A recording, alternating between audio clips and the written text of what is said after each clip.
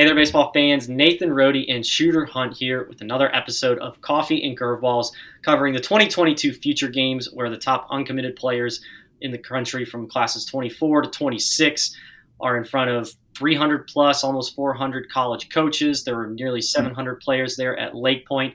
And Shooter, we're going to talk today about some position players from the 2025 class as well as a 2026 who's already committed. Yeah, the Young Bucks, they were out there watching everybody. I mean, everything's uncommitted, so it's like unbelievable for college coaches. It just doesn't get any better. Kids in a candy store, they should be. Mm-hmm. But let's start with Billy Carlson out of California. He walks out there and, I mean, it's California smooth. We talk about every year the shortstops, just how everything is so silky, and that's what we see with Billy Carlson in the field. Gets on the mound as well, and it's pretty good there too.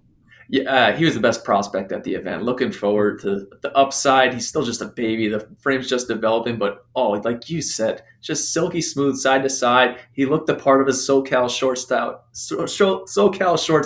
Shout out Les Lukacs. And then at the plate, stands in there confidently, getting off hacks against some of the top arms in the country.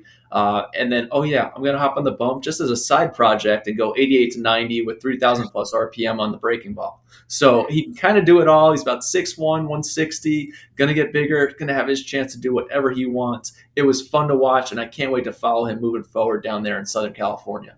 Mm-hmm. Indeed. Obviously, I love me some California shortstops, but I really do love it when we see dudes out of my home state of Virginia. We got Donovan Jeffrey, 2025, who is just a physical human being and put a hurting on the ball right out of the gate. It sounds like the workout was good, but then I saw his first hit game one on Thursday, and he blistered that baseball. Oh, without a doubt. I've been getting updates on Donovan Jeffrey all summer from our guy, Jason Burton there in Virginia. But he steps up in BP, and it looks like he was just kind of cruising through.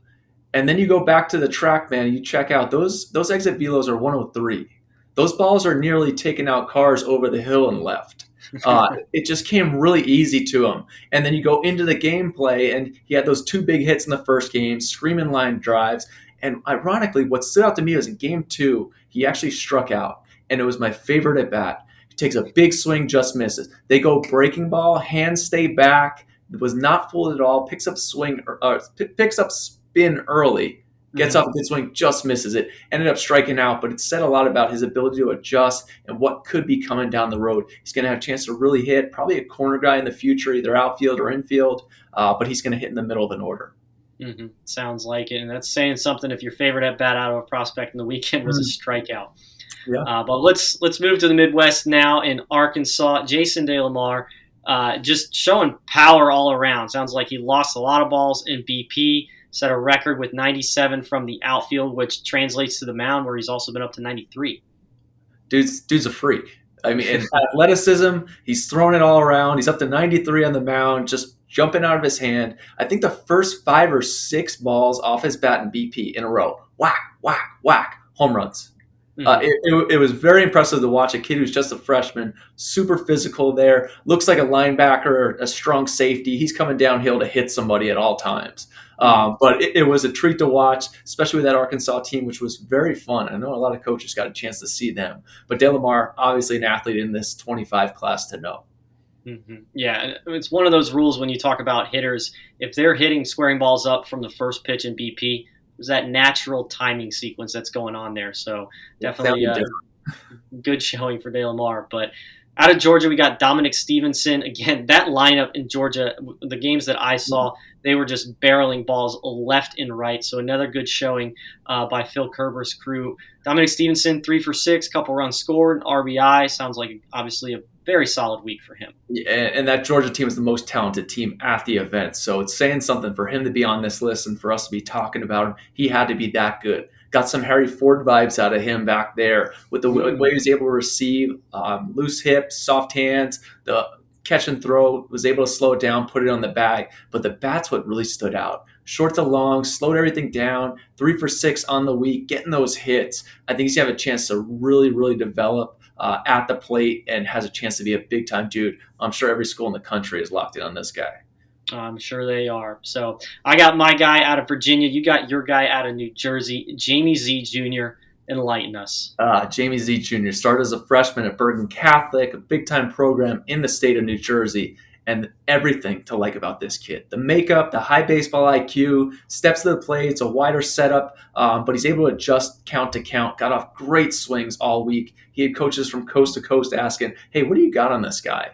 And I couldn't say enough good things about him. Just a guy you want in your program. He's going to win baseball games. He's going to do what it takes. Had a big sac fly actually with 2 strikes, set up wide, let the hands work a little bit to tie up a game on one day for New Jersey against the Midwest team. But if you want to win baseball games, get Jamie Z. Mm-hmm. There you go. And then out of California, we got a 2026 to talk about in James Tronstein. The event's only been over for a couple of days, but it didn't take very long. He is already committed to Stanford. Yeah, Trotty's going to have to hit the books to make sure he's keeping that GPA up, the original GPA for him. But Harvard Westlake, another big-time guy. You're always looking for who's going to roll through here next. Tronstein's kind of going to be that guy. Saw him earlier in the summer. It's just a little bit different. Similar to Billy Carlson, can move really agile. It's fluid. Just everything comes natural to him, whether it's at shortstop in the outfield. He's an athletic runner, right-handed hitter, hit a couple balls that just screamed off the bat. And while the junior future games are going on, they're playing against each other, he did not look out of place against these guys 2 years older than him. He actually relished the moment to do that, and it was impressive to watch. Obviously, Stanford Cardinal going to get a good one in 5 years. Yeah, and I don't think you'll have any trouble with the GPA because Harvard Westlake is basically a Stanford of high schools. This is true. So he'll be all right. But there you have it, a look at some 25s and a 26 position players from the 2022 feature games. We've got plenty more coming.